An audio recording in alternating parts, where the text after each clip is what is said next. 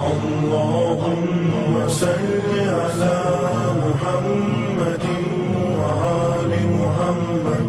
اللهم صل على محمد وآل محمد.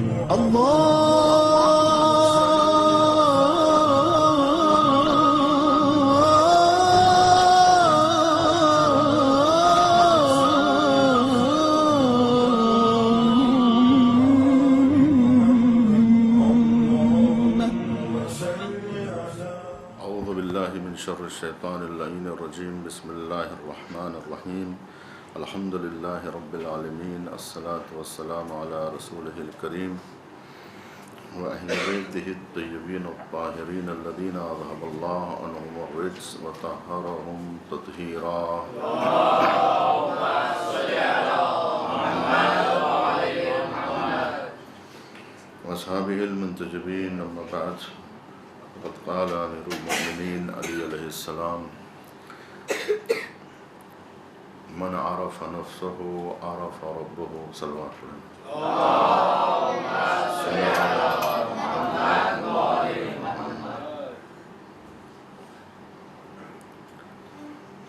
حقیقت یہ ہے کہ آج آخری جلسہ ہے اس عنوان پر، لیکن اب تو یہ ہے کہ حق ادا نہ ہوا، اور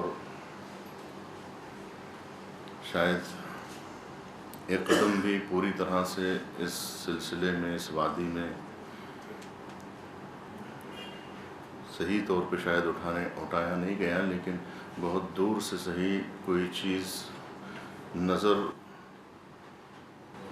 ضرور آ رہی ہے کہ کوئی شے ہے جسے ہم چھو نہیں پا رہے ہیں، جسے ہم دیکھ نہیں پا رہے ہیں، لیکن جس کے وجود کو کچھ نہ کچھ ہم لمس ضرور کر سکتے ہیں. اگر ہم نے قریب ترین شے کو لمس نہیں کیا تو پھر ہم کس طرح سے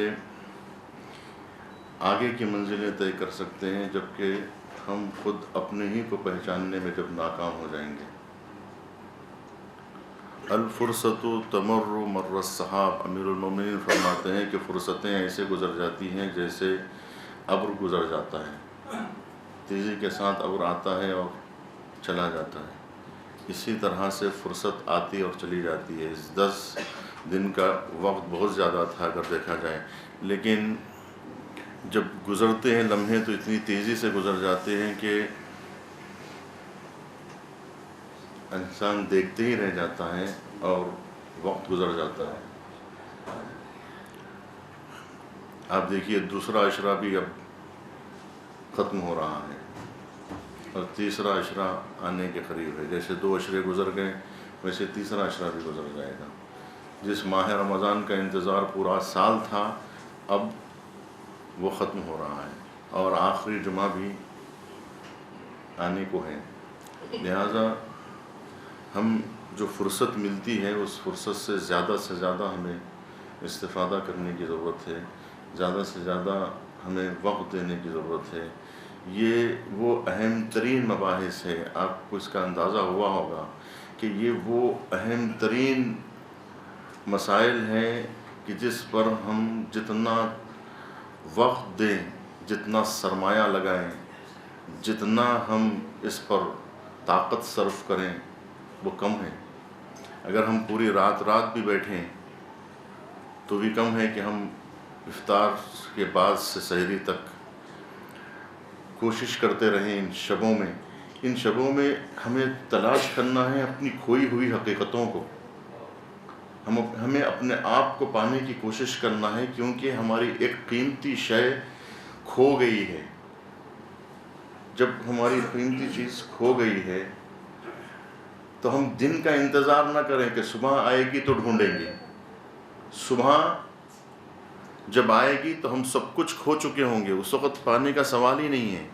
اس لیے کہ اب صبح جو آئے گی وہ صبح قیامت ہوگی. بس یہ یاد رکھیے کہ ایک رات ہے اور ایک صبح ہے. کائنات 2 ہی حصوں کا نام ہے، ایک رات ہوتی ہے، ایک دن ہوتا ہے. اس کے علاوہ کچھ نہیں ہے، یا رات ہے یا دن ہے. زندگی اسی رات اور دن میں ختم ہو جاتی ہے. اس رات کا نام دنیا ہے اور اس صبح کا نام صبح قیامت ہے. وہ دن ہے، یہ رات ہے. انا انزلناہ فی لیلۃ القدر، ہم نے قرآن کو رات میں نازل کیا، یعنی دنیا میں نازل کیا. دنیا اندھیرا ہے، دنیا رات ہے. جس کو ہم اجالا سمجھتے ہیں، یہ جو ہے یہ اندھیرے میں چراغ جلایا گیا ہے نا. میں اس سے پہلے بھی مثال دے چکا ہوں کہ اب یہ جو چراغ جل رہا ہے تو دن روشن ہو گیا ہے، دن آ گیا ہے، یا رات ہی ہے. رات میں چراغ جلایا گیا ہے نا. تو یہ سورج کی کا جو بلب جل رہا ہے وہ اندھیرے میں جل رہا ہے. اگر اندھیرا نہ ہوتا تو بلب کی ضرورت کیا ہوتی؟ بلب جو لگایا گیا ہے اندھیرے کی وجہ سے لگایا گیا ہے نا. تو اصل میں تو اندھیرا ہے نا. اصل میں اجالا کہاں ہے؟ اجالا اصلی ہے یا اندھیرا اصلی ہے؟ یہ زمین اصل میں اندھیری ہے یا اجالی ہے؟ اصل میں اندھیرا ہے. یہ مادہ اندھا ہے. مادہ جو ہے اس کے اندر، نیچر کے اندر جو ہے وہ روشنی نہیں ہے. روشنی روح، نورانیت میں، معنویت میں روشنی ہوتی ہے. مادیت میں روشنی کہاں سے آئے گی؟ لہذا صبح جو آئے گی وہ قیامت کے دن آئے گی، اور صبح سے شام تک کا وقت جو ہوگا وہ ہمارے وقت کے حساب سے 50,000 سال کے برابر ہوگا. ایک دن. حساب و کتاب تو اس کے بعد ہے. حساب و کتاب تو چھوڑیے، ابھی قیامت کا دن ہے. دن آنے والا ہے، اس دن کی تیاری کرنا ہے. اس رات میں دنیا میں تیاری جو کرنا ہے، دن کی تیاری کرنا ہے. دن کیسے گزرے گا؟ رات تو گزر جائے گی. جیسی پوری رات سوتے ہیں ویسا پورا دن سو جائیے، گزر جائے گی. گزرنے میں کیا مشکل ہے؟ تو رات گزارنا آسان ہے، دن کاٹنا بہت مشکل ہے. تو لہٰذا یہ پوری دنیا رات ہے. قرآن رات میں نازل ہوا، اسی لیے قرآن کو دن میں نازل کرنا چاہیے تھا نا. رات میں کیوں نازل کیا؟ رات میں نازل کرنا ہے تاکہ رات اجالے میں بدل جائے،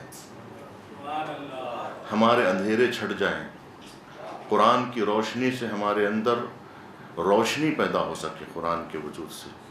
اسی لیے کہا گیا کہ جب تلاوت کلام پاک جس گھر میں ہوتی ہے اس گھر سے ایک نور ساطع ہوتا ہے، اور جب فرشتے گزرتے ہیں تو دیکھتے ہیں کہ یہ گھر زندہ ہے، اس گھر میں زندہ لوگ رہتے ہیں، یہاں روشنی نظر آ رہی ہے. تو جس گھر میں تلاوت کلام پاک ہو وہ گھر زندہ گھر مانا جاتا ہے. احی قلبک بذکرہ، اس کے ذکر سے قلوب کو زندہ کرو. یعنی مطلب اس کا مطلب یہ ہے کہ دل ہمارے مردہ ہیں، اسے زندہ کرنا. احی قلبک بذکرہ.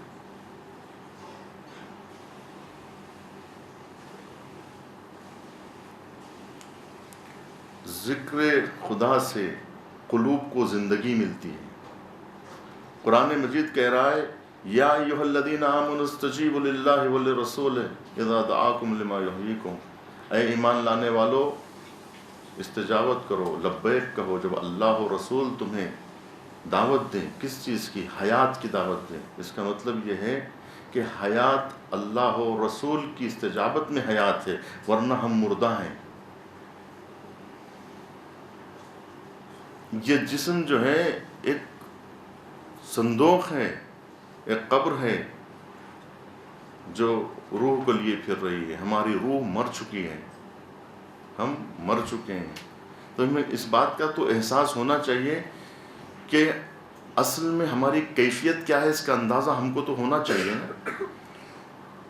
ہمارا موقف کیا ہے ہمیں پتہ چلنا چاہیے کہ اس وقت ہماری کنڈیشن کیا ہے، اس وقت ہماری پوزیشن کیا ہے. اس وقت واقعی ہم زندہ ہیں یا مردہ ہیں، یا بیمار ہیں. اگر بیمار ہیں تو ہم اپنا علاج کرانے کے بارے میں سوچیں. اگر ہم مردہ ہیں تو ہم زندہ ہونے کے بارے میں سوچیں.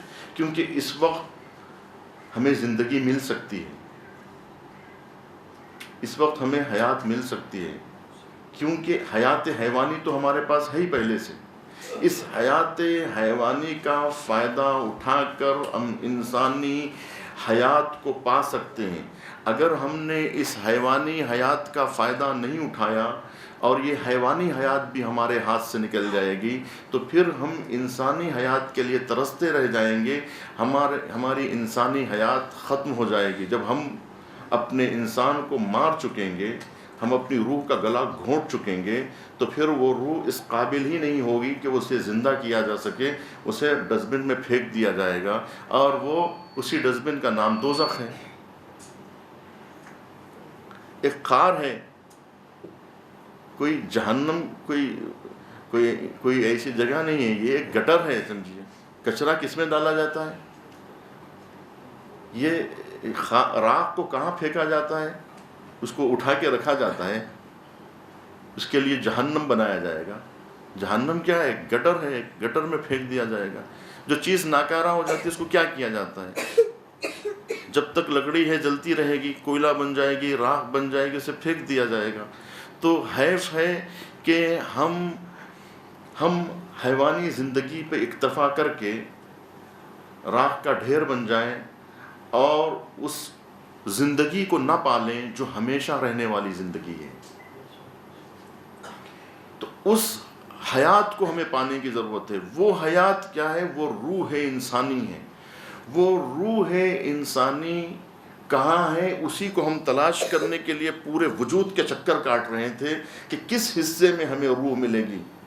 ہاتھ کے اندر روح ملے گی، ہاتھ کاٹ کے ہم نے دیکھا کہ یہاں بھی نہیں ہے روح۔ ہم سوچ رہے تھے کہ گھٹنوں میں ہماری جان ہے، اس گھٹنوں کو بھی کاٹ کے ہم نے دیکھا، پورے پیر کاٹ کے ہم نے مسلح کر دیا، ہم نے قیمہ قیمہ کر کے دیکھا کہ کہیں کہیں پر حیات انسانی ہے یا نہیں ہے، روح انسانی ہے یا نہیں ہے۔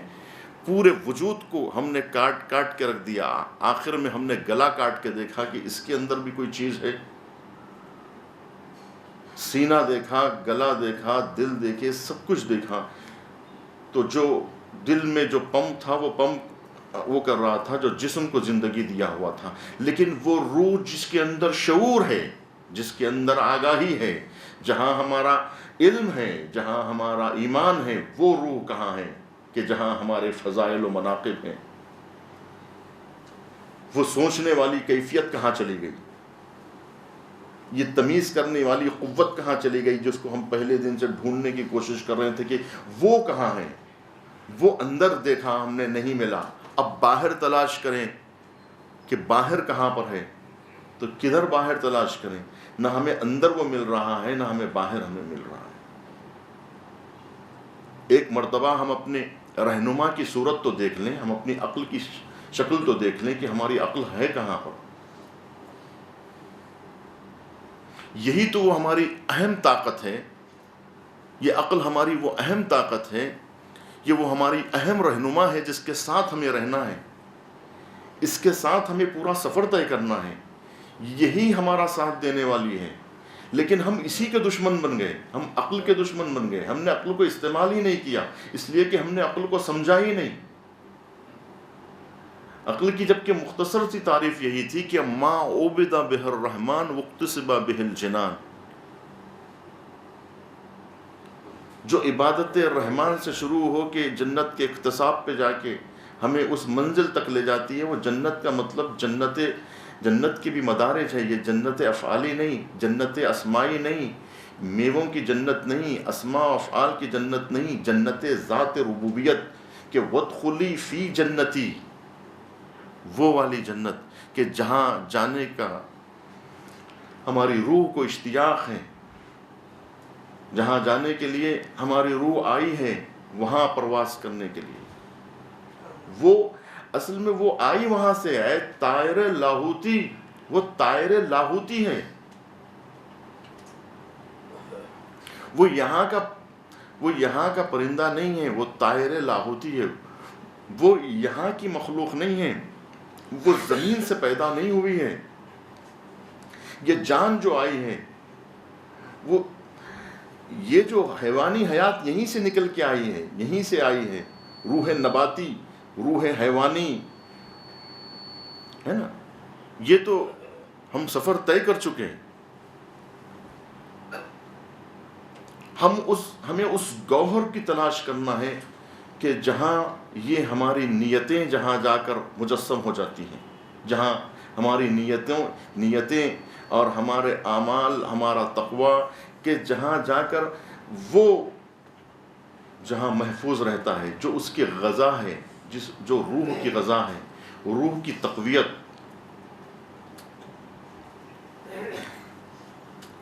روح کو قوی کرنا ہے.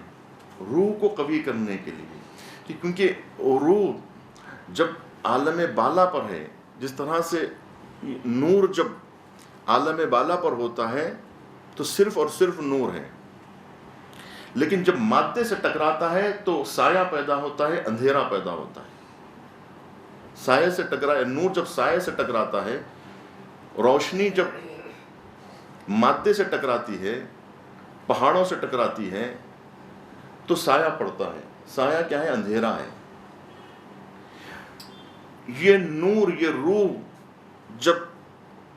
جب یہ مادی افعال سے جب مربوط ہوئی تو یہاں نفس پیدا ہوا.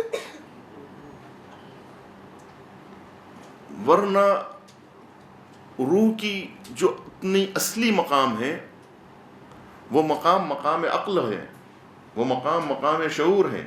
وہاں گناہ کا شائبہ تک نہیں ہو سکتا، وہاں پر کوئی اثرات ہمارے مرتب ہی نہیں ہو سکتے، وہاں پر ہماری گندگی وہاں تک جا ہی نہیں سکتی. وہ تو مقام اعلیٰ ہے.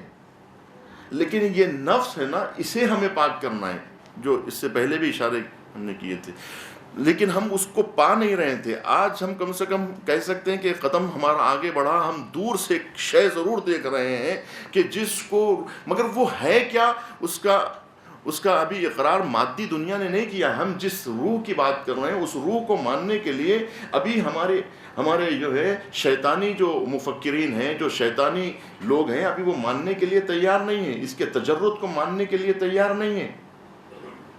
اسے طائر ملکوتی ہونے کی ابھی قائل نہیں ہے. ابھی دنیا وہاں تک نہیں پہنچ پائی ہے. ابھی اس کو یقین نہیں کرنا چاہ رہے ہیں، اس کو ماننا نہیں چاہ رہے ہیں. روح انسانی کا ادراک ابھی انہوں نے نہیں کیا ہے. اس کو سر کرنا جو ہے وہ ہمالیہ کی چوٹیوں پہ جانے سے بھی زیادہ سنگین اور مشکل ہے. اس کو پانا، اسے طے کرنا، اس پر ایمان لانا اور پھر اس کی اصلاح کرنا، یہ ایک بہت بڑا مشن ہے. یہ کیا ہم یہ نہیں محسوس کرتے کہ ہمارے اندر ایک خانہ جنگی چل رہی ہے؟ ہم پوری طرح سے اسے درک نہیں کر سکتے، تو اس کے آثار سے سمجھ تو سکتے ہیں کہ وہ ہے کس گوہر کا نام. اتنا تو ہم درک کر سکتے ہیں، کیونکہ ہمارے پاس قوہ دراکہ ہے، قوہ ممیزہ ہے، قوہ عاقلہ ہے، ایک تمیز دینے والی صلاحیت ہمارے پاس. عقل کا ہمیں احساس ہے یا نہیں؟ وہی چیز جو ہمارے اور حیوان کے درمیان میں فرق قائل کرتی ہے کہ حیوانوں کے پاس وہ چیز نہیں ہے جو ہمارے پاس ہے. تو پھر وہ کون سا گوہر ہے جو ہمارے پاس ہے اور دیگر حیوانوں کے پاس نہیں ہے؟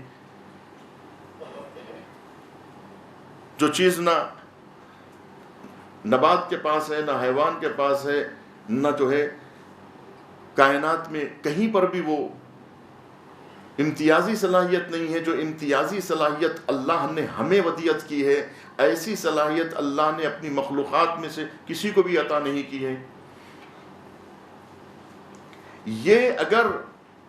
یہ روح اگر متاثر ہو جائے مادے سے تو، اور شہوت سے اس کی آمیزش ہو جائے اور اس کا رخ ادھر کی طرف ہو اور اس کا پورا غم ادھر ہی ہو، تو پھر وہ یہاں آ کے دم توڑ دے گی.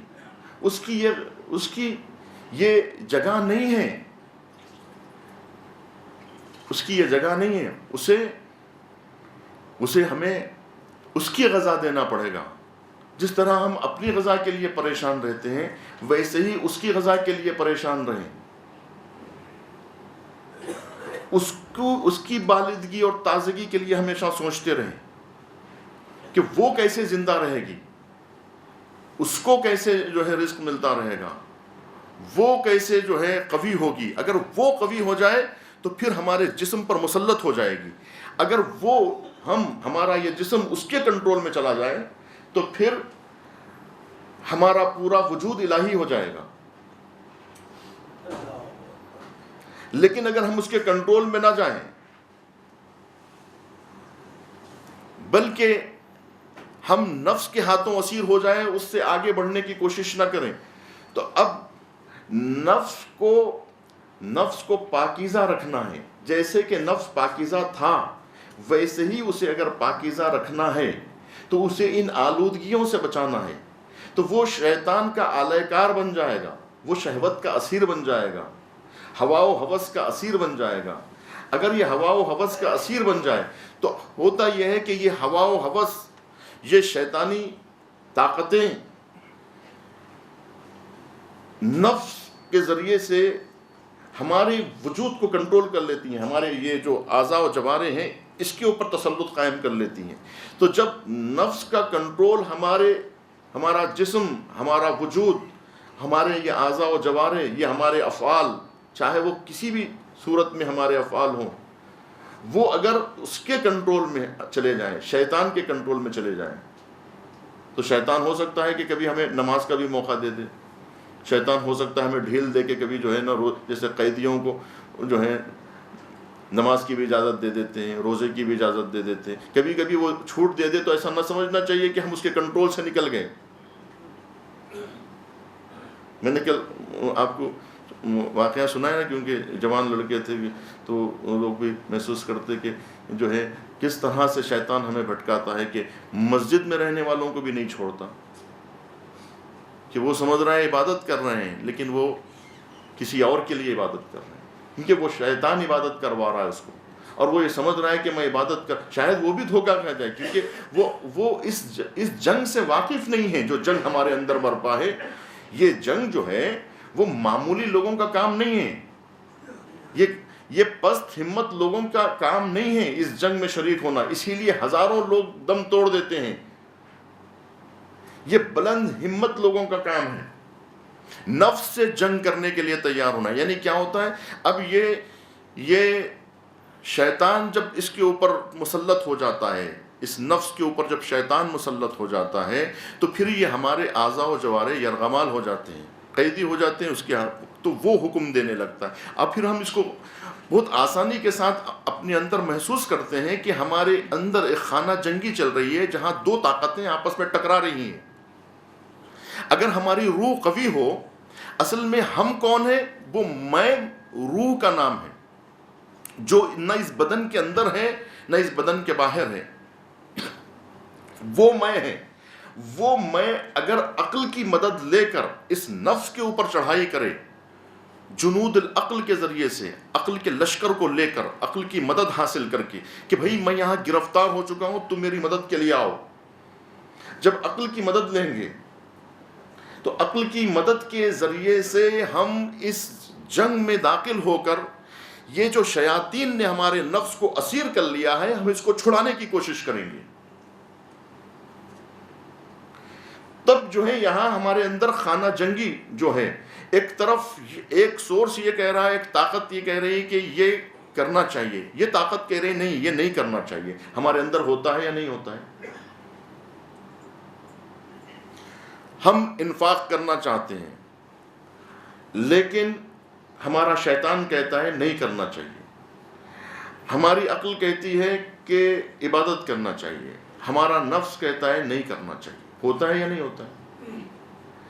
ہم کہتے ہیں کہ گالی نہیں دینا چاہیے، ہمارا نفس کہتا ہے دینا چاہیے، بدلہ لینا چاہیے. ہماری عقل ایک بار بیٹھ کے سوچتی ہے کہ نہیں، معاف کر دینا بہتر ہے. ہمارا نفس کہتا ہے کہ نہیں، جب ہمارے پاس طاقت ہے تو ہم جب بڑے بڑوں کی نہیں سنتے تو یہ کمزور کون ہوتا ہے؟ یہ کمزور کون ہوتا ہے ہمیں ڈرانے والا؟ ہم اس کے اوپر مسلط ہو جائیں گے. عقل کہتی ہے کہ نہیں، یہ کمزور ہے، اسے چھوڑ دو، بڑوں سے ٹکرائیں گے، چھوٹوں کو معاف کر دو. یعنی یہ خانہ جنگی ہو رہی ہے نہیں ہو رہی ہے؟ ہم اس کو محسوس کر رہے ہیں یا نہیں کر رہے ہیں؟ ہر آن دو طاقتیں، دو سورس، دو حکمراں آپس میں لڑ رہے ہیں. دیکھیے یہ تو بیچارہ مجبور ہے، یہ باڈی تو جو ہے یہ مجبور ہے، یہ کیا کرے گی؟ قصور ان ہاتھوں کا تھوڑا ہی ہے. جب ہم کسی کو مارتے ہیں تو کیا ہمارے ہاتھ کو کوئی آ کے مارتا ہے کہ تمہارے ہاتھ نے ہم کو مارا, کہ تم نے مارا؟ کیونکہ میں نے تھوڑا ہی مارا بھائی, میرے ہاتھ نے مارا, میں نے کیا کیا؟ میرا ہاتھ خراب ہے, میرے ہاتھ کو کاٹ دوں؟ کیونکہ نہیں. تو اب معلوم ہوا کہ قاتل کی سزا کیا دینا چاہیے؟ ہاتھ کاٹ دینا چاہیے. کیوں؟ اس لیے کہ ہاتھ سے قتل کیا نا. جب میں نے ہاتھ سے قتل کیا تو اس ہاتھ میں نے چاقو پکڑا تھا, اس ہاتھ میں نے بندوق پکڑی تھی, یہاں سے کاٹ دو, ختم ہو جائے گا. اس نے کیا نا. کوئی عقل مند تیار نہیں ہوگا, کہیں گے نہیں تمہارے ہاتھ نے نہیں کیا, تم نے ہاتھ کے ذریعے سے کیا, لہذا ہم تم کو ماریں گے. مجھے کیا ماریں گے؟ تم مجھے پا ہی نہیں سکتے. تم میرا گلا کاٹیں گے لیکن مجھے کہاں پاؤ گے؟ میں تو کہیں اور بیٹھا ہوا ہوں. تم مجھ تک پہنچ ہی نہیں سکتے. جب تم اپنے آپ تک نہیں پہنچ سکتے تو مجھ تک کیسے پہنچ سکتے؟ لہٰذا یہ سوچ کر انسانوں نے ایک کا نہیں 1,00,000 کا قتل کر دیا کہ تم مجھے کہاں پاؤ گے. تم مجھے گرفتار کر لو, تم مجھے قتل کر دو, میں کہاں قتل ہوں گا. لہذا ایک شخص کا گلا کاٹا جائے, ایک شخص کو مارا جائے, ایک شخص کو قتل کیا جائے تو وہی سزا ہے. 10 کو قتل کیا جائے وہی سزا ہے. 1,00,000 کو قتل کیا جائے وہی سزا ہے. ایک بھیڑیا جب بگڑتا ہے تو اس کی ایک لمٹ ہوتی ہے خون چوسنے کی, اس سے زیادہ وہ ہلاک نہیں کر سکتا ہے. لیکن جب انسان بھیڑیا بن جاتا ہے تو پھر 1-2 پر اکتفا نہیں کرتا, 1-2 پر اکتفا نہیں کرتا. جب انسان بھیڑیا جب انسان حیوانیت پہ اتر جاتا ہے تو پھر اس سے ہمیں ڈرنے کی ضرورت ہے نا, اس سے ہمیں گھبرانے کی ضرورت ہے. یہ ہمارا دشمن ہے, دشمن ہے یہ ہمارا. تمام اخلاقی اساتذ اسی پر زور دیتے ہیں. یہ جتنے اخلاقی دروس ہوتے ہیں اس کا ایک ہی ہدف ہوتا ہے, لیکن وہ چونکہ اساس نہیں بننے کی وجہ سے لوگ سمجھ نہیں پاتے ان تمام اخلاقیات کو. جب تک کہ ہم بیس نہیں بنائیں گے گفتگو کی, جب ہم معرفت کی بیس نہیں ہوگی, تو پھر جب بنیادیں نہیں ہوں گی, جب ہماری بنیادیں کمزور ہوں گی تو ہم اچھا کس کو کریں گے جس کو ہم پہچانتے ہی نہیں. اسی لیے ہم نے کہا معرفت نفس پر ہر چیز کا دار و مدار ہے. جب تک ہم صحیح طور پر اپنے گوہر وجود کو سمجھ نہیں پائیں گے, ہم کیسے اپنے خدا کو سمجھ سکتے ہیں؟ اب جب خدا ہی سمجھ میں نہ آئے گا تو دین کیا خاک سمجھ میں آئے گا, شریعت کیا سمجھ میں آئے گی, نبی اور رسول کیا سمجھ میں آئیں گے, ائمہ کی کیا اہمیت ہوگی, اولیاء کی کیا اہمیت ہوگی, شاگردان ائمہ کی کیا اہمیت ہوگی ہمارے نزدیک, خاصان خدا کی کیا اہمیت ہوگی, مومنین کی کیا اہمیت ہوگی, عام انسانوں کی کیا اہمیت ہوگی. اس لیے کہ ہم نے زندگی کا سفر ہی شروع نہیں کیا, ہم نے معرفت کا آغاز ہی نہیں کیا. ہم صرف جینے کے راستے ڈھونڈ رہے ہیں. اور کس کو پال رہے ہیں؟ ایک فنا ہونے والے جسم کو پال رہے ہیں. ہم کس کی پرورش کر رہے ہیں؟ سوچ کے, بچا کے, غور کر کے, فکر کر کے پال کس کو رہے ہیں؟ جو فنا ہونے والا ہے. تم اس کو پال رہے ہو, وہ تم کو کمزور کر رہا ہے. امیر المومنین بار بار یہ کہہ رہے ہیں کہ دیکھو تم جس کی پرورش کر رہے ہو وہ تم کو ضعیف کر رہا ہے, تمہیں ختم کر رہا ہے, اور تم اس کی پرورش کر رہے ہو. یہ جسم تو ختم ہونے والا ہے, لیکن تم جس نفس کو بھی پال رہے ہو, اس کی حکمرانی تم قبول کر رہے ہو, وہ تمہیں یہیں پر انہی خواہشات میں, اسی جو ہے یہیں پر گھما پھرا رہا ہے. اس کے اوپر تمہیں لے کے نہیں جا رہا ہے. یہ جا ہی نہیں سکتا, اس کی پرواز ہی نہیں ہے. یہ جو ہے بتوں کے آگے جھکائے گا, یہ تمہیں پتھروں کے آگے جھکائے گا. یہ جب تم خدا کو تلاش کرنے لگو تو یہ بتائے گا یہ تمہارا خدا ہے, یہ تمہارا خدا ہے. یہ گھومتے چلے جائیے, چکر کاٹتے چلے جائیے, خدا ملے گا آپ کو. جیسا ہم نے 10 دن تک اپنے جسم کے چکر کاٹے, کائنات کی سیر کرے کہ کہیں پر میں مل جائے, لیکن میں ہمیں کہیں مل نہیں پایا. اپنے وجود کے کئی بار چکر کاٹے، لیکن ہمیں میں مل نہیں سکا۔ اسی طرح سے ہم اپنے خدا کو تلاش کرنے کے لیے زمین سے لے کے آسمانوں کا چکر کاٹ رہے ہیں، کہیں خدا ہے؟ کسی پتھر میں خدا تو نہیں ہے؟ ابھی تک تلاش ہی میں لگے ہیں، ایک دو نہیں، نسلیں ڈھونڈنے میں لگ گئیں، لیکن کسی کو خدا ملا نہیں۔ پوری کی پوری قومیں، پورا مکتب فکر، پوری نسلیں ڈھونڈ رہی ہیں۔ کہاں ڈھونڈ رہی ہیں؟ پتھروں میں ڈھونڈ رہی ہیں۔ کہاں ڈھونڈ رہی؟ سمندروں کی تہ میں ڈھونڈ رہی ہے۔ کہاں ڈھونڈ رہی ہے؟ دریاؤں میں ڈھونڈ رہی ہے۔ کہاں ڈھونڈ رہی ہے؟ فضاؤں میں ڈھونڈ رہی ہے، ہواؤں میں ڈھونڈ رہی ہے، آسمان کی بلندیوں پہ ڈھونڈ رہی ہے، ستاروں میں جا کے ڈھونڈ رہی ہے، کہکشانوں میں ڈھونڈ رہی ہے، چاند اور سورج کی روشنی میں ڈھونڈ رہی ہے۔ کبھی تو اسی لیے گھبرا کے کہہ دیا کہ چاند ہی میرا خدا ہے، گھبرا کے کہہ دیا کہ نہیں سورج ہی میرا۔ جہاں جا کے فکر تھک کے گر گئی، کہاں اسی کو مان لو۔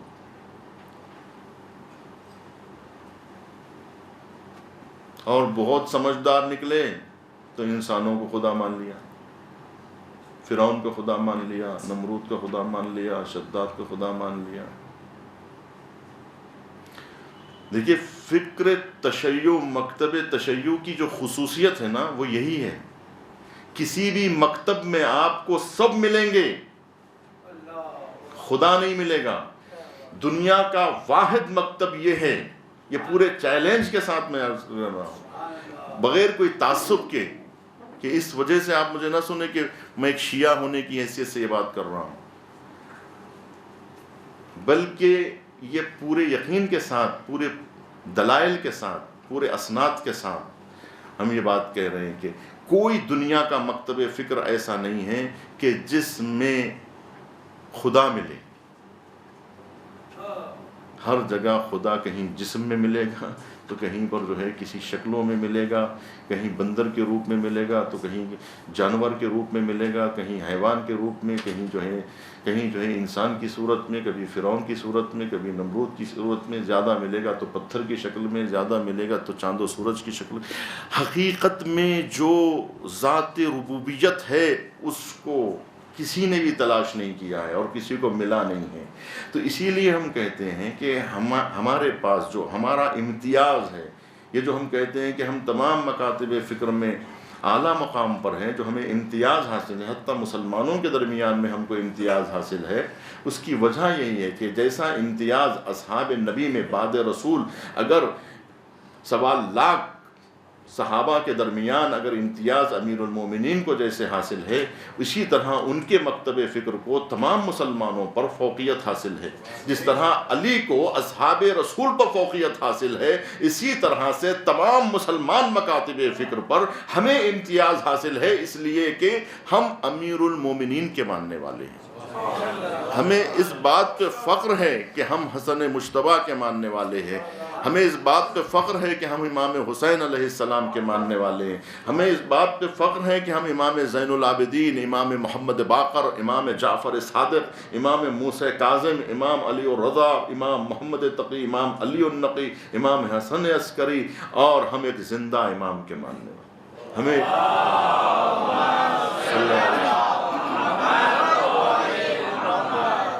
یہ ہمیں افتخار حاصل ہے کہ اگر نفس کے پیچیدہ مسائل کو اگر سمجھنا ہے، حضور کا علم اگر کسی سے لینا ہے تو باب مدینۃ العلم سے لینا ہے، اور باب مدینۃ العلم باب ہے، یہ کھڑکی نہیں ہے جو 100-200 کھڑکیاں لگا دیجئے، یہ باب ہے، یہ ایک ہی دروازہ ہے کہ جس دروازے پر آ کر ہمیں شہر کی ساری نعمتیں مل سکتی ہیں، پوری مکمل سیرت نبی اگر ہمیں مل سکتی ہے تو امیر المومنین کے آئینے میں مل سکتی ہے۔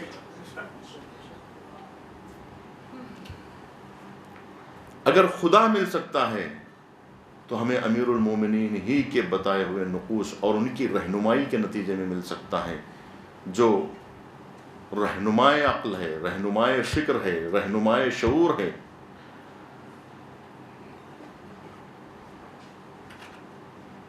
تو عزیزان گرامی، ہمیں جو امتیاز حاصل ہے وہ امتیاز اسی وجہ سے حاصل ہے کہ توحید جہاں خالص ملے، جہاں معرفت الہی صحیح معنی میں ملے، اور ہمارے پاس جو راستہ ہے وہ راستہ اللہ تک پہنچنے کا بہت ہی آسان راستہ، اتنا آسان راستہ کسی اور مکتب فکر میں نہیں ہے۔ جانے کی کوشش پتھروں اور پہاڑوں میں، جس طرح سے میں نے ابھی بتایا کہ یہیں پر ڈھونڈ رہے ہیں۔ آسان راستہ امیر المومنین نے بتایا کہ من عرف نفسہ، جس نے اپنے نفس کو پہچانا، عرف ربہ، بس اس نے اپنے رب کو پہچان لیا۔ کتنا نزدیک راستہ ہے یہ۔ خدا ہم سے دور نہیں ہے، ہم خدا سے دور ہے۔ خدا ہم سے دور نہیں ہے، ہم کو خدا کی طرف جانا ہے، اور ہم سب سے زیادہ خدا سے قریب ہے۔ کیا پہاڑ اور پتھر اللہ سے نزدیک ہے؟ درخت اللہ سے نزدیک ہے یا ہم اللہ سے نزدیک ہیں؟ تو کچھ لوگوں نے معرفت، یقیناً یہ کائنات آیات الہیہ ہیں، ہم اس کے ذریعے تک اللہ سے پہنچ سکتے ہیں۔ ہم نہیں کہہ رہے ہیں کہ معرفت کا یہ راستہ نہیں ہے، ہم خاک کے ذروں سے بھی مہر درخشاں تک، اور پھر وہاں سے وہاں تک ہم سفر طے کر سکتے ہیں، لیکن یہ راستہ بہت طولانی راستہ ہوگا جب ہمارے پاس اتنا نزدیک کا راستہ ہے معرفت کے لیے کہ ہمارا وجود خود اس کی سب سے بڑی نشانی ہے۔ ہم کہاں نشانیوں میں، آیات میں غور کریں کہ ہم اللہ کی خود نشانی ہیں، جہاں ساری نشانیاں آ کر ایک جگہ جمع ہو گئی ہیں، ہم خود ایک اللہ کی نشانی ہیں۔ لیکن لوگ جو ہے وہ صبح کے ذریعے سے اللہ کو دیکھنا چاہتے ہیں، شام کے ذریعے سے دیکھنا چاہتے ہیں، معجزات کے ذریعے سے دیکھنا چاہتے ہیں۔ ارے تم کو معجزے کی کیا ضرورت ہے؟ تم خود ایک معجز نما ہو، تم خود ایک بہت بڑا معجزہ ہو۔ تمہارے اندر خود آئے دن یہ اعجاز ہو رہا ہے۔ پہاڑ اڑ گیا، 100 کلو کا پہاڑ خود بخود اڑ گیا، تو دیکھنے کے لیے نہیں جائیں گے آپ کہ معجزہ ہو گیا، پہاڑ اڑ گیا اپنی جگہ سے؟ آپ جو اٹھ رہے ہیں یہ پہاڑ نہیں ہے جو اٹھ رہا ہے 100 کلو کا، 200 کلو کا، یہ کیسے اٹھ رہا ہے؟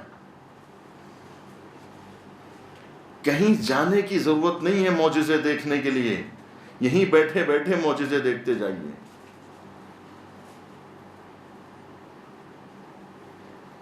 کہاں جائیں گے معجزے دیکھنے؟ ہمارے وجود کے اندر، ہمارے اندر ایک راستہ ہے، یہ باہر کا راستہ بہت طولانی ہے، وہ بہت قریب ہے جس کو ہم دور سمجھ رہے ہیں، ہم اس کو تلاش کر رہے ہیں، جبکہ وہ ہم کو بلا رہا ہے، وہ کہہ رہا ہے آؤ، یا ایھا الذین آمنوا استجیبوا، وہ پکار رہا ہے، وہ بلا رہا ہے، وہ دعوت دے رہا ہے ہم کو۔ ہم کھوئے ہوئے ہیں، لیکن ہم کیا سمجھ رہے ہیں؟ وہ کھویا ہوا ہے، اس کو تلاش کرنے کی کوشش کر رہے ہیں۔ اس کو ہم کو تلاش نہیں کرنا ہے، وہ ہے اپنی جگہ پر، ہمیں پہنچنا ہے اس تک۔ هو الاول هو الاخر هو الظاہر هو الباطن۔ ہم وہاں سے چلے تھے، هو الاول، ہم وہاں جائیں گے، هو الاخر۔ وہی اول ہے، وہی آخر ہے، مبدا بھی وہی ہے، معاد بھی وہی، ہم وہیں سے چلے تھے۔ انا للہ و انا الیہ راجعون۔ ہمارا آغاز بھی وہی ہے، ہمارا انجام بھی وہی، وہ آغاز بھی ہے، وہی انجام بھی ہے، وہی اول بھی ہے، وہی آخر بھی ہے، وہی ظاہر بھی ہے، وہی باطن بھی ہے۔ ہمیں اس تک پہنچنا ہے، ہمیں پہنچنا ہے اس تک۔ تو لہذا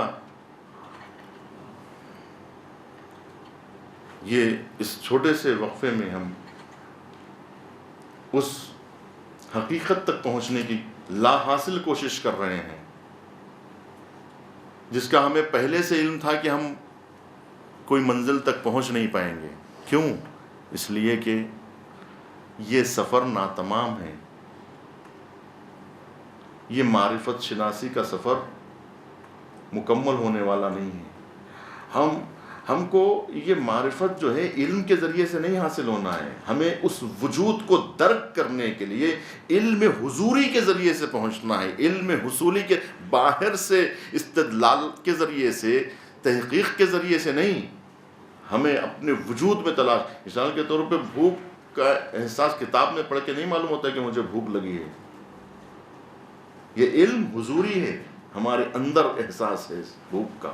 جیسے بھوک اور تشنگی کا احساس ہوتا ہے، اس احساس کو سمجھنے کی کوشش، اس کو درک کرنے کی کوشش کریں. جہاد کریں نفس کے ساتھ، لڑائی جھگڑا کریں، جنگ کریں. کیوں؟ اس لیے کہ تمہارا سب سے بڑا دشمن اعداء عدوک النفس کا التی بین جنبیک، جو تمہارے پہلو میں بیٹھا ہوا، جو تمہارا سب سے بڑا دشمن ہے وہ تمہارا نفس ہے. یہ تمہارا سب سے بڑا دشمن ہے. باہر کے دشمن کو زیر کرنا آسان ہے، لیکن اندر کے دشمن کو زیر کرنا یہ بہت مشکل کام ہے. آپ نے حضور کی وہ واقعہ، وہ روایت بارہا سماعت فرمایا ہوگا کہ جب لشکر جنگ سے واپس آ رہا تھا تو اس نے کہا کہ ہم فتح کر کے واپس آ رہے ہیں، ہم جنگ کر کے واپس آ رہے ہیں. تو حضور نے کہا تم جس جنگ سے لوٹ رہے ہو وہ چھوٹی جنگ تھی، وہ جہاد اصغر تھا. اب تمہیں جس جنگ کے لیے آمادہ ہونا ہے وہ جہاد اکبر ہے. تو پوچھا وہ کون سا جہاد ہے؟ تو کہا اپنے نفس کے ساتھ جہاد کرنا، یہ جہاد اکبر ہے. اپنے آپ پر مسلط ہونا، اپنے آپ پر مسلط ہونا، اپنے آپ پہ غلبہ پانا یہ مشکل کام ہے. مملکتوں کو فتح کیا جا سکتا ہے. ایران جیسی طاقت سے دنیا کے سب سے بڑے بھیڑیے اور سب سے بڑے پاگل کتے نے جنگ کی. اس پوری دنیا کے سب سے بڑے پاگل شخص کا نام صدام تھا. صدام نے وہ جرأت کی ہے جو جرأت آج اسرائیل نہیں کر پا رہا ہے، جو جرأت آج امریکہ نہیں کر پا رہا ہے، جو جرأت آج برطانیہ، فرانس، جرمن، پوری دنیا کی طاقتیں مل کر جو دیوانگی نہیں کرنا چاہ رہی ہیں، جو پاگل پن نہیں کرنا چاہ رہی ہیں، وہ پاگل پن صدام نے کیا ہے. وہ جرأت کا مظاہرہ، وہ پاگل پن کا مظاہرہ 8 سال تک جنگ لڑ کے تاریخ کی سب سے بڑی جنگ بنا دی. دشمنان اہل بیت پر لعنت بے شمار. تھوڑی بھی عقل ہوتی صدام کے پاس تو وہ کام نہ کرتا، اتنی بڑی غلطی نہ کرتا. اس نے کس سے ٹکرایا ہے اس کو احساس ہی نہیں تھا. وہ کس طاقت سے ٹکرا رہا ہے اس کو اس بات کا احساس ہی نہیں تھا. پورا خاندان پاش پاش ہو گیا، پوری حکومت ٹکرا کے فنا ہو گئی، پورے ملک کا اقتصاد تباہ ہو گیا. 8 سال کی جنگ میں پورے عراق کا رس نچوڑ لیا گیا. ابھی 50 سال بھی لگ جائیں تو وہ اس مرحلے تک نہیں پہنچ سکتا. اس کا پیسہ کویت سے زیادہ بڑا تھا، لیکن لوگوں نے اسے پاگل کر دیا، اور اس جنون میں آ کر اس نے اپنے دامادوں کا قتل کر دیا. اس جنون میں آ کے اس نے اپنے خاندان کو تباہ کر لیا. اس جنون میں آ کے اس نے اپنی پوری مملکت کا نقصان کر لیا. اپنے تمام رعایا کا قتل عام کر دیا. ایک ایسی جنگ میں جھونک دیا اپنی قوم کو کہ جس کا کوئی حاصل نہیں تھا سوائے تباہی کے. یہی حال ہمارا ہے کہ ہم ایک ایسی طاقت سے ٹکرانے جا رہے ہیں، عقل سے ٹکرانے جا رہے ہیں، فکر سے ٹکرانے کے لیے جا رہے ہیں. شیطانوں کی طاقت لے کر، ہوا و ہوس کی طاقت لے کر، دنیا کی دولت اور دنیا کا سرمایہ لے کر ہم چاہ رہے ہیں کہ عیش و عشرت کر لیں گے اور اپنی جسم کو راحت پہنچا لیں گے اور اپنے وجود کو قوی کر کے چلے جائیں گے اس دنیا سے. لیکن آپ دیکھ رہے ہیں کہ جاؤ کھنڈرات کا مطالعہ کرو، جا گورے غریباں پہ نظر ڈال بعبرت، عبرت کے لیے ڈھونڈ کسی شاہ کی تربت، اور پوچھ کدھر ہے وہ تیری شان حکومت. کل تجھ میں بھرا تھا جو غرور آج کہاں ہے، اے کاسے سر بول تیرا تاج کہاں ہے.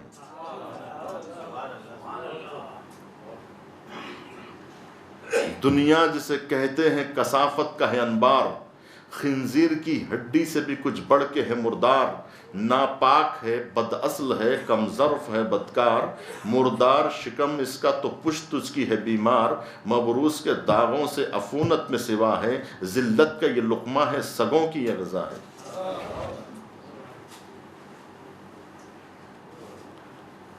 یہ فنا کی طرف ہم جا رہے ہیں، ہم سمجھ نہیں رہے ہیں کہ ہم کس طاقت سے ٹکرانے کے لیے جا رہے ہیں۔ ہم پاگل ہو گئے اصل میں، ہم کیونکہ عقل سے ٹکرانے والے کو کیا کہتے ہیں؟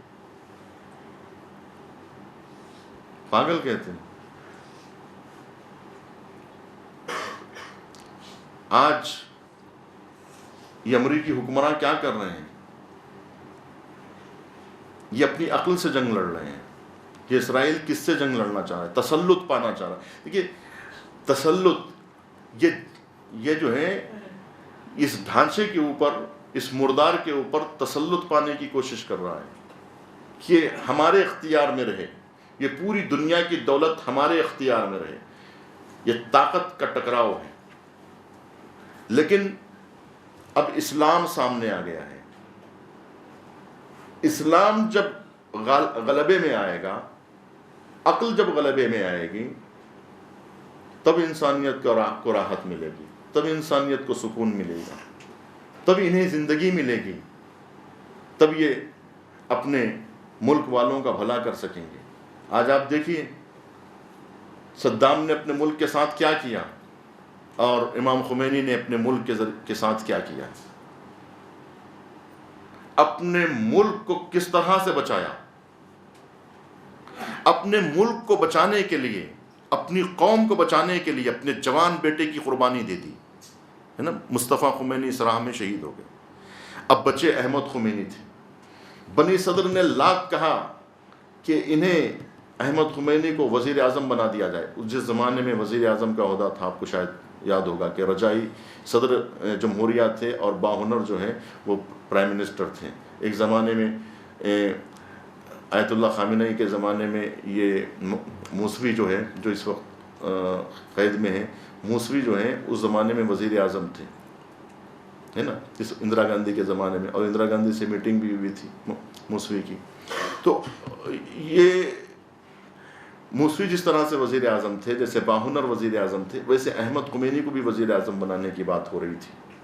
لیکن امام خمینی نے کہا کہ نہیں، میں اپنے خاندان کے کسی بھی فرد کو اجازت نہیں دوں گا کہ وہ مملکت کی اعلیٰ عہدوں پر پہنچے، اس لیے کہ وہ اپنے ملک کو بچانا چاہ رہے تھے، اپنی قوم کو بچانا چاہ رہے تھے۔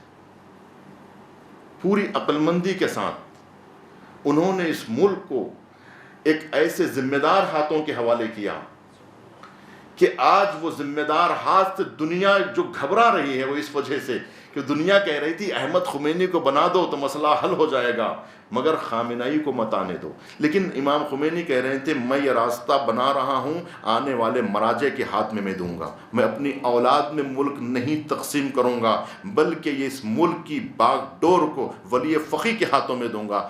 اگر آپ کہیں گے اگر ان کے بیٹے ولی فقی ہوتے تو آپ کہہ سکتے تھے کہ اپنے بیٹے کے لیے راستہ ہموار کر رہے ہیں۔ یہ اپنے بیٹے کے لیے راستہ ہموار نہیں کر رہے تھے، امام خمینی نے پورا راستہ یہ بنایا تھا کہ یہ مملکت آیت اللہ خامنئی جیسے لوگوں کے ہاتھوں میں جائے۔ انہوں نے کہا تھا کہ میں نے ان کی پرورش کی ہے، من آغای خامنئی را من بزرگ کر دیا، میں نے ان کی پرورش کی ہے، میں نے ان کو پالا ہے، میں نے ان کو بچپن سے میں نے یہ فکر میں ڈھالا ہے۔ ان کے لیے انہوں نے راستہ ہموار کیا اور کہا کہ پشتبان ولایت فقی باشید تاب ان مملکت آسیبی نہ رسد، تم لوگ ولی فقی کے ساتھ رہو تاکہ مملکت پر کوئی آنچ نہ آنے پائے۔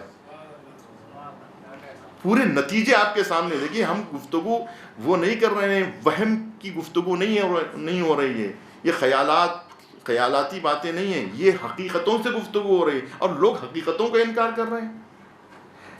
بھائی دیکھیے، انقلاب اگر آج سے 36 سال پہلے، 27 سال یا اس سے پہلے اگر سمجھ میں نہ آیا ہوتا تو ہم کہہ سکتے تھے کہ ان کی لا علمی کا نتیجہ ہے، بیچارے سمجھ نہیں پا رہے ہیں کہ انقلاب کیا ہے۔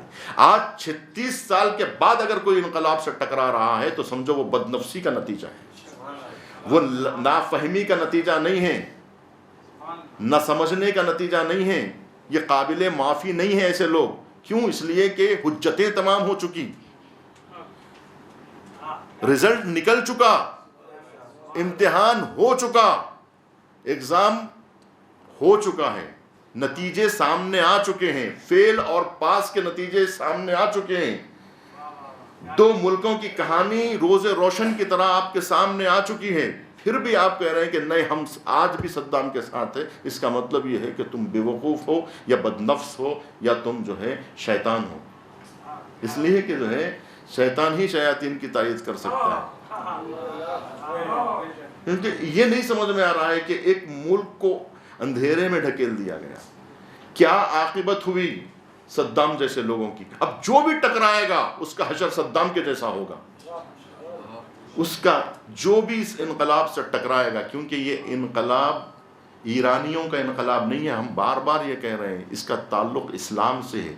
اس انقلاب نے جب ایرانیوں کو عزت دی ہے تو ہم کو کیوں نہیں عزت دے گا؟ کیونکہ یہ اسلام کا انقلاب، اسلام کو ماننے کے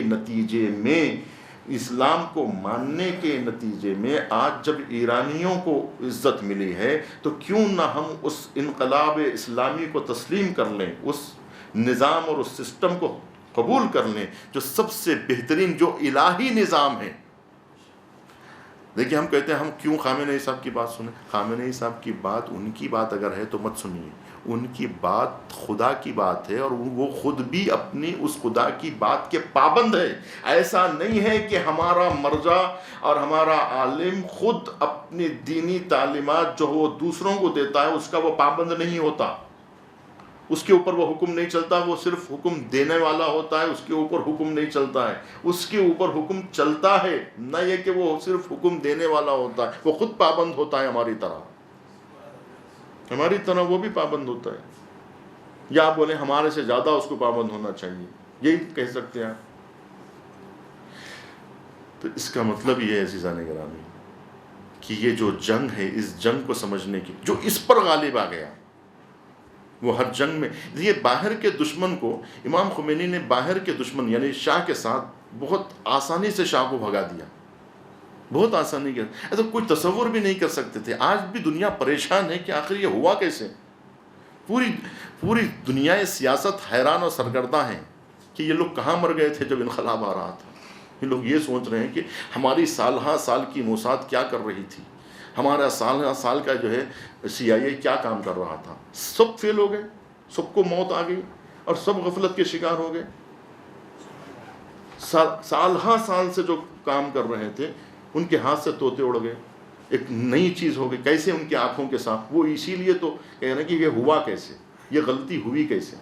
یہ غلطی اس طرح سے ہوئی کہ ان کی آنکھوں میں دھول اس لیے جھونکا گیا کہ یہ لوگ اندھے ہو گئے تھے ہوا و ہوس میں، اور امام خمینی کو یہ لوگ کمزور رہنما سمجھ رہے تھے، یہ سمجھ رہے تھے کہ یہ بوڑھا 80 سال کا کیا کر پائے گا، یہ انقلاب لائیں گے، کوئی کسی کو یقین نہیں تھا، یہ حکومت بنائیں گے، کسی کو نہیں معلوم، حکومت کا تو ایرانیوں نے بھی نہیں سوچا تھا، یہ تو کسی کو بھی نہیں پتا تھا۔ یہ تو امام خمینی نے ایران میں آنے کے بعد کہا کہ من تو دہن مملکت می زنم، من دولت تشکیل میں دہم، یہ تو بات کی بات ہے، لیکن اس کی وجہ بس عزیزو یہی ہے کہ امام خمینی نے پہلے اپنے نفس پر تسلط حاصل کیا تھا۔ سب سے زیادہ امام خمینی نے اپنے پورے تجربات کا جو نچوڑ آپ کے سامنے پیش کیا وہ یہی تھا کہ دیکھو اپنے نفس سے غلبہ حاصل کرو، پہلے اپنے نفس کو مارو، جس نے اپنے نفس کو کچل دیا سمجھو وہ پوری دنیا پہ غالب آ گیا، جو اپنے نفس پہ غالب آ گیا وہ سب پہ غالب آ گیا۔ باہر کے دشمن کو مارنا آسان کام ہے، اندر کے دشمن کا گلا کاٹنا یہ مشکل کام ہے۔ اندر کی جنگ میں جیتنا یہ بہت مشکل کام ہے۔ ایک پہلوان دوسرے پہلوان کو زیر کرنے کے لیے آ گیا تھا، لیکن سامنے والے پہلوان کی بڑھیا ماں نے آ کے التجا کی کہ میرا بیٹا تیرے ہاتھوں مارا جائے گا، تو واقعی اگر پہلوان ہے تو میرا ساتھ دے، یہ میرا بیٹا ہے، اس کو بچا لے۔ اب جو اکھاڑے میں گئے تو اب اس کے سامنے دو چیزیں تھیں، ایک تو اپنی ہار، ایک اپنی جیت، یا خود جیت جائے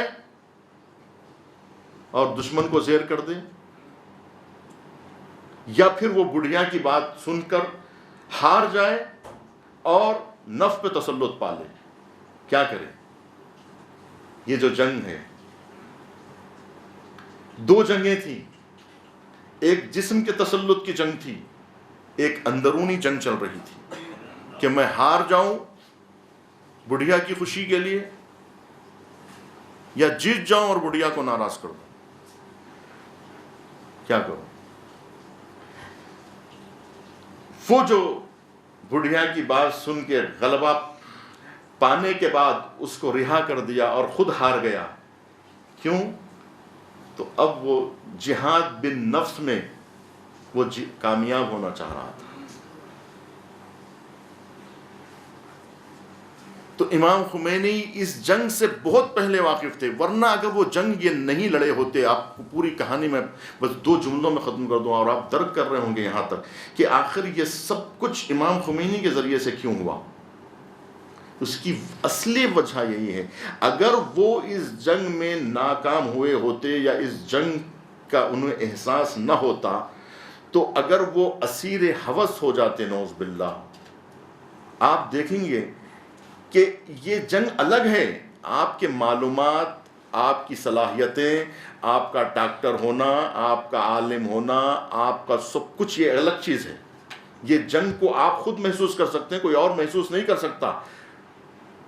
اس جنگ میں ایک عام آدمی اور ایک ڈاکٹر اور ایک جو ہے عام آدمی اور ایک جو ہے تاجر اور ایک عام آدمی اس جنگ میں تو برابر ہے۔ یہ تہذیب نفس کا مرحلہ ہی الگ ہے۔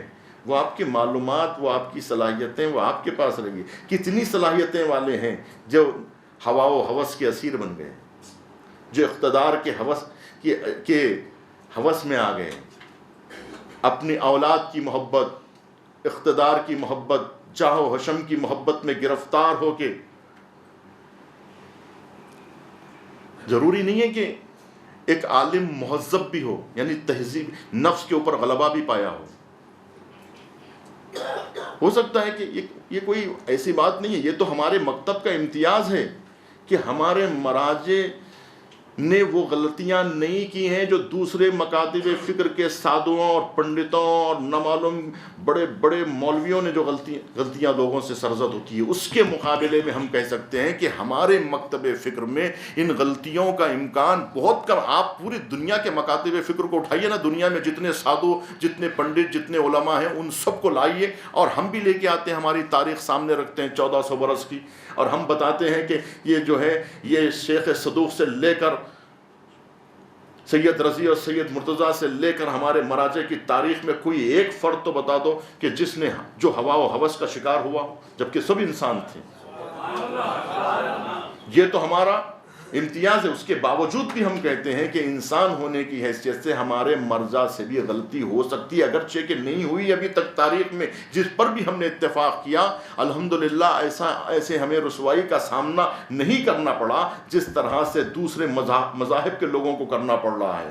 آج ہمارے ہندو بھائی کتنی پریشان ہیں کہ جس کے اوپر تکیہ کہے تو وہی پتے ہوا دینے لگے، جس پہ بھروسہ کیا تھا، جس پر سرمایہ لگایا تھا، کروڑوں کا سرمایہ قوموں کا لگتا ہے اور وقت ان کے پیچھے صرف ہوتا ہے، اس کے باوجود وہ ناکارہ نکل جاتا ہے تو اتنے لوگوں کا نقصان ہوتا ہے۔ ہم تو کہاں اتنا سرمایہ لگاتے ہیں، اس کے باوجود بھی ہم نے دھوکے بہت کم کھائے ہیں۔ لیکن امکان بہرحال ضروری ہے، لیکن یہ نہیں سوچنا چاہیے کہ مرجعیت کے اندر یہ خیالات شیطان انہیں نہیں بھٹکا سکتا کہ تمہارے فالوورز کم ہیں، کچھ کوشش کرو کہ تمہارے اہل وطن تمہاری تقلید کرنے۔ خیالات تو آ سکتے ہیں، عمل نہ کرے الگ بات ہے، لیکن اس خیالات پہ بھی پہرے بٹھائے اور اس جنگ میں شریک نہ ہو اور اپنے نفس کو ماریں، کچل دیں۔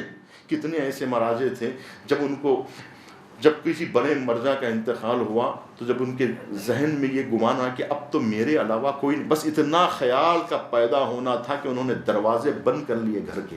جب لوگ آئے کہ ایک مرجع کا انتقال ہو گیا ہے، ایک عالم کا، اب آپ کے سوا کوئی نہیں ہے، تو انہوں نے کہا یہ بھی تصور میرے ذہن میں آیا تھا، اس لیے میں اپنے کو لائق نہیں، جس شخص کے ذہن میں یہ بات آئے، تصور میں یہ بات آئے، اس کے لیے لائق نہیں ہے کہ وہ تشیع کی مرجعیت کو سنبھالے۔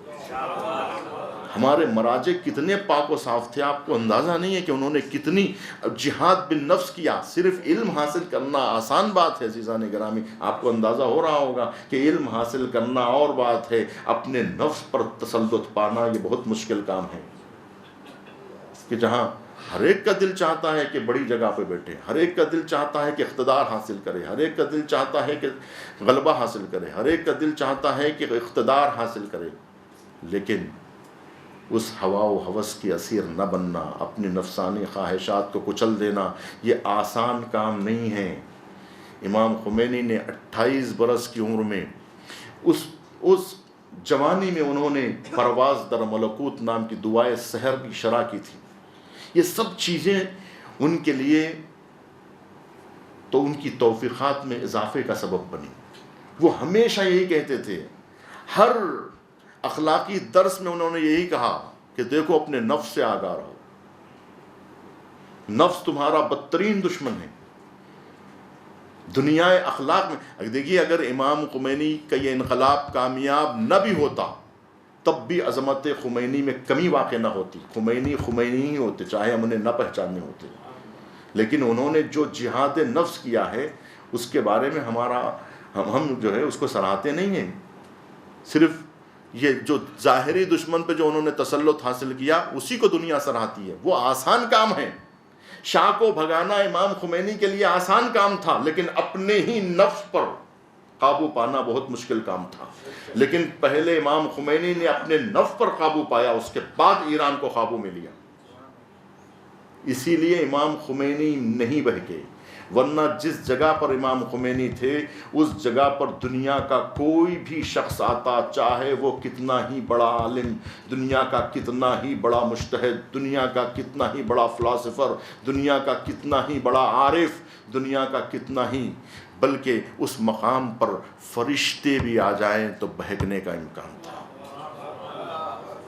اسی لیے ہم کہتے ہیں کہ خمینی پر فرشتے رش کرتے ہوں گے، کیونکہ انہوں نے اپنے نفس کو کچلا تھا۔ آج پوری دنیا سلوٹ کرتی ہے، جب کوئی جمران جاتا ہے اور ان کا وہ گھر دیکھتا ہے تو سب کہتے ہیں کہ اس گھر میں خمینی رہتے تھے، اس گھر میں خمینی رہتے تھے۔ تو کیا لوگوں کو صدر اسلام کے مکانات یاد نہیں آتے ہوں گے؟ کیا لوگوں کو خلیفہ چہارم کا گھر یاد نہیں آتا ہوگا کہ اس گھر کو دیکھنے کے بعد وہ گھر یاد نہیں آتا ہوگا؟ تو امام خمینی نے اس صدی میں پیدا ہو کر اپنے آپ کو اس صدی والوں سے قریب کر لیا تھا، صدر اسلام کے مسلمانوں سے اپنے آپ کو ہماہنگ کر لیا تھا اس صدی میں رہتے ہوئے۔ اسی لیے ابتدائے انقلاب میں لوگوں نے بہت سارے سوالات اٹھائے کہ آ کر خمینی نے ایران کو 100 سال پیچھے چھوڑ دیا۔ تو پیام صاحب نے بہت اچھا جواب دیا، کہا کہ ہے امن عالم کا جرس پیچھے، ابھی جائے گا ایران 1400 برس پیچھے، ہے کھٹکتا آپ کو 100 برس کا فاصلہ، 100 برس کا فاصلہ کھٹک رہا ہے، ابھی ایران کو 1400 برس پیچھے جانا ہے۔ یعنی اخلاقی اعتبار سے وہ اصحاب رسول کی طرح بننے کی کوشش کریں،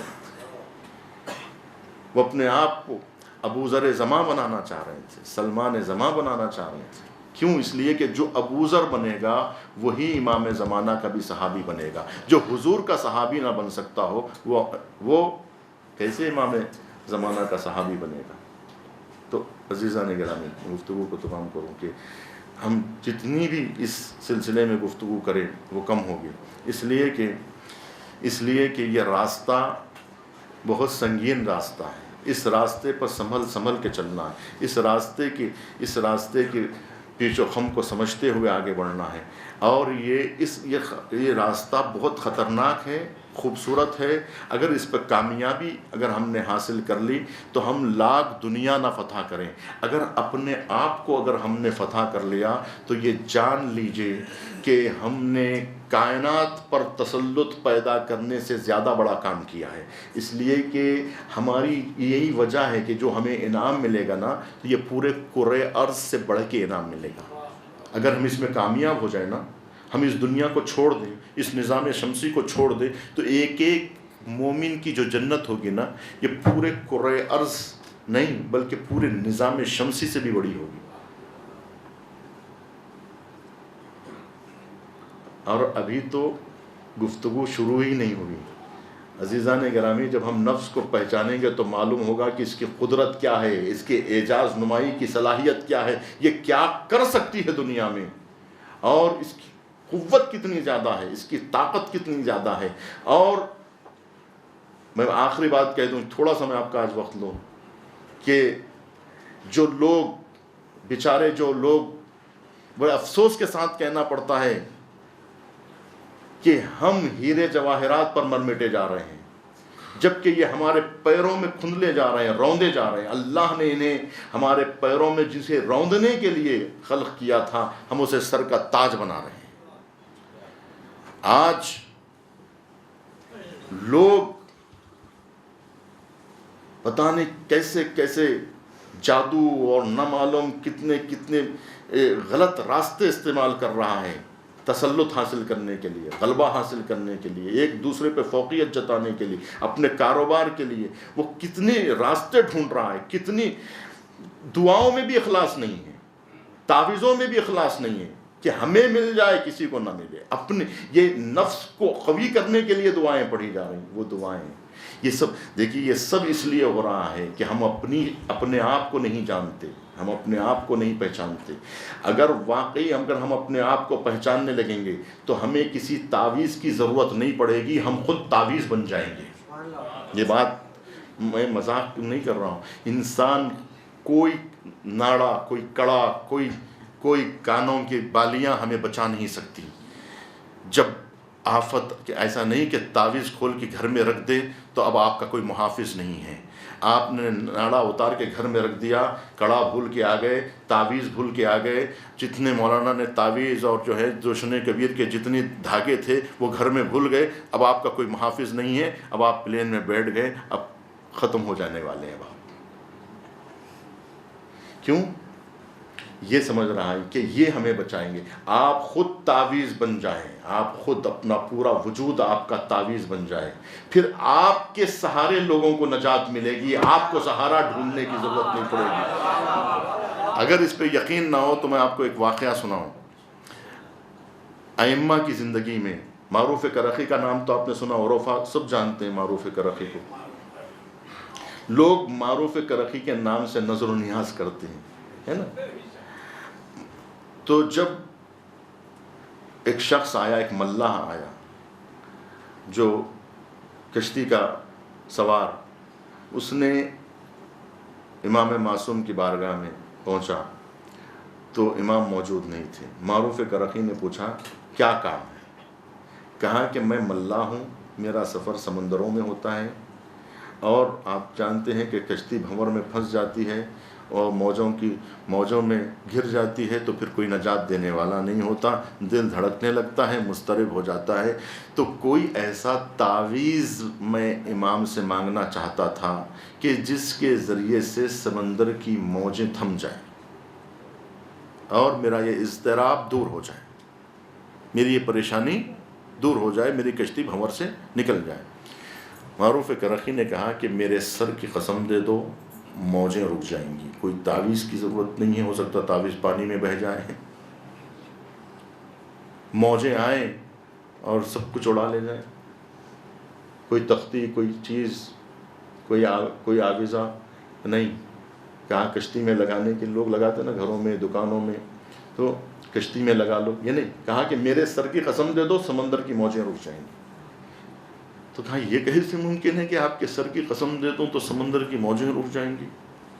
کہا کہ جو سر بارگاہ معصومین میں مسلسل جھکا اور سجدہ ریز ہوا ہو، کیا اس میں اتنی صلاحیت بھی نہیں پیدا ہوئی کہ اگر اس کی سر کی قسم دے دیا جائے تو سمندر کی موجیں نہ تھم جائیں؟ اگر صلاحیت نہیں پیدا ہوئی ہے تو پھر سجدہ ریزی کا فائدہ کیا ہے؟ امام میں طاقت ہے یا نہیں ہے نا؟ تو امام کے شاگردوں میں کیوں نہیں ہوگی؟ امام میں ہے نا، تو امام کے شاگردوں میں کیوں نہیں ہوگی؟ امام کو کس وجہ سے ہے؟ وہی وجہ امام نے ہمیں بھی تو بتائی ہے، وہ طریقہ ہمیں بھی تو دیا ہے۔ وہ ولایت تکوینی رکھتے ہیں نہیں رکھتے ہیں؟ اس طہارت نفس کی وجہ سے نا، جس کی طہارت کی گواہی اللہ نے دی ہے، تو ہمیں بھی محبوب بننے کا طریقہ سکھایا ہے نا۔ یہ قدرت جو ائمہ کے پاس حاصل ہوئی ہے، اللہ نے جو انہیں عطا کی ہے، محبوب کردگار ہونے کی وجہ سے عطا کی ہے نا۔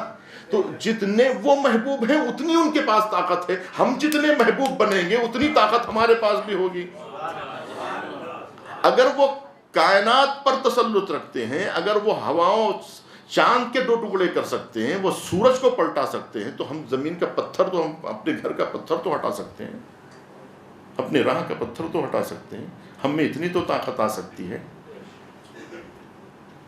کہ ہم اپنے خلاف اٹھنے والی موجوں کو تو رفع کر سکتے ہیں، ہے نا۔ تو لہٰذا یہ جنگ جو میں آپ کے سامنے بھی ذکر کیا، اسی بھی گفتگو تمام کر دوں کہ یہ جو امام خمینی نے جو جنگ میں ایران عراق کی، اس جنگ میں جو تسلط حاصل کیا، وہ کیا کوئی تعویذ سے، کوئی دعا سے حاصل کیا، یا اپنے نوجوانوں کو اتنا پاک کیا کہ انہوں نے میدان جنگ میں اللہ کی خاطر، اللہ کی طاقت سے، اللہ کی طاقت کو منگا لیا، انہوں نے زمین پہ اتار لیا۔ آج آپ تعجب، 33 روزہ جنگ میں حسن نصر اللہ نے کیسے کامیابی حاصل کی دنیا کی سب سے بڑی عسکری طاقت کے مقابلے میں۔ آپ یہ مت سمجھیے کہ اسرائیل کو چھوٹی طاقت ہے، اگر حزب اللہ نے کامیابی حاصل کر لی تو وہ چھوٹا ہو گیا، نہیں، وہ آج بھی اتنا بڑا ہے کہ آج بھی کوئی بڑی سی بڑی حکومت اسرائیل سے نہیں ٹکرا سکتی ہے۔ اس کا مطلب یہ نہیں ہے کہ وہ کمزور ہے، ان کے ہاتھوں جو کمزور ہوا، انہوں نے اللہ کی طاقت کو اتار لیا تھا زمین پہ۔ آج بھی ہو، بس گفتگو تمام کر دو، آج بھی ہو گر براہیم سا ایما پیدا، آگ کر سکتی ہے انداز گلستاں پیدا۔ آج بھی کچھ نہیں گیا ہے، ہم اور آپ میں آج بھی اتنی طاقت ہے کہ اگر ہم چاہیں تو اپنے اندر طاقت کا اضافہ کر سکتے ہیں۔ اس کا راستہ یہی ہے کہ ہم اپنے نفس پر غلبہ پائیں، اپنے نفس کی معرفت حاصل کریں، اور اس پر اگر ہم نے تسلط پا لیا تو ہم کائنات پر تسلط پا سکتے ہیں، چاہے پائیں نہ پائیں۔ اگر ہمیں اس پہ پا لیا تو اس نے سب پر پا لیا۔ اگر جس نے اس موذی کو قتل کر دیا، اس نے اپنے سارے دشمنوں کو قتل کر دیا، اور اس کے بعد اب اس کا کوئی کچھ نہیں بگاڑ سکتے۔ کوئی بلائیں، کوئی آفتیں، کوئی شیاطین۔ رسول اکرم کہتے ہیں اسلم شیطان علی یدی، میرا شیطان میرے ہاتھ پہ بیعت کر چکا ہے۔ میں اپنے نفس کا میں اسیر نہیں، بلکہ میرا نفس میرا غلام بن چکا ہے۔ میرے اعضاء و جوارح پر میرا تسلط ہے، ان کا تسلط مجھ پہ نہیں ہے، میرا تسلط ان کے اوپر ہے۔ تو جو غلبہ پا جائے اس جنگ میں وہ کامیاب ہو گیا۔ ہم اس کامیابی کی طرف آگے بڑھیں، اس کے لیے دعا مانگیں، پوری جد و جہد کریں، ہمیشہ اس طرح سے الرٹ رہیں کہ غفلت نہ ہو، اور پوری طرح سے ہم محاسبہ نفس کرتے رہیں، اپنے نفس کی اس بہکاوے کو سمجھتے رہیں، دشمن کی سازشوں کو سمجھتے رہیں، اور دشمن جو ہمیں بہکا رہا ہے اس کے اوپر ہم پوری کڑی نظر رکھیں، پوری کڑی نظر۔ اگر ہم اپنی حفاظت نہ کر سکے تو ہم سے کوئی بھی محفوظ نہیں رہ سکتا ہے، یہ یاد رکھیے۔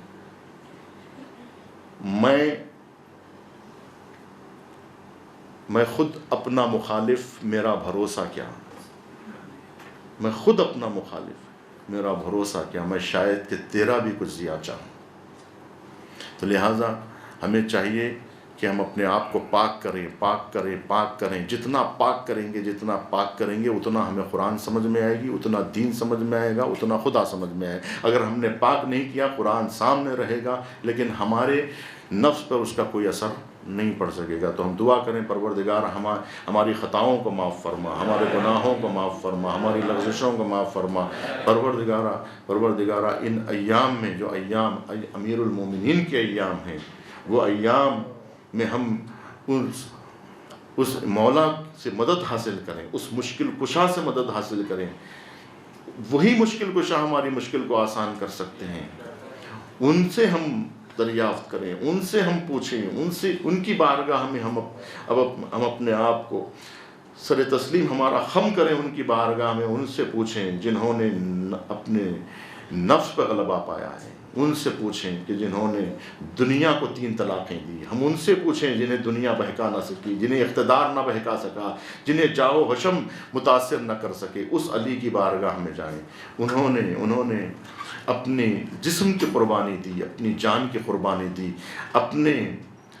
ان کا سر شکافتہ ہوا، لیکن وہ اللہ سے بدظن نہیں ہوئے، دین سے بدظن نہیں ہوئے، بلکہ کہا کہ پروردگار میں نے کچھ تیری راہ میں نہیں دیا۔